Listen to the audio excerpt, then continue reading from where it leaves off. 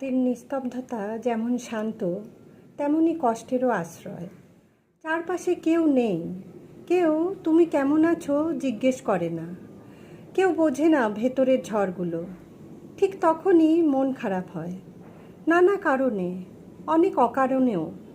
কিন্তু তারপর আপনি নিজেই যখন নিজের কাঁধে হাত রাখেন, নিজেকে বলেন চল আবার হাঁটি, তখনই আপনি নিজেকে ফিরে পান। মন খারাপ করে বসে না থেকে আপনি হয়তো একটা গান শোনেন, পুরনো ডায়েরিটা খুলে দেখেন, কিংবা চোখ বন্ধ করে নিজের সাথেই একটু গল্প করেন। এই যে আপনি নিজের মনের পাশে দাঁড়ান, এটাই তো সবচেয়ে বড় কামব্যাক। জীবনে সবাই পাশে থাকবে না, কিন্তু আপনি থাকবেন। নিজের সবচেয়ে কাছের বন্ধুটি হতে পারা যেমন কঠিন, তেমনি তা সবচেয়ে শক্তিশালী গুণ।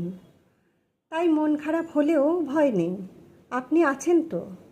আপনার নিজের জন্য আপনিই যথেষ্ট।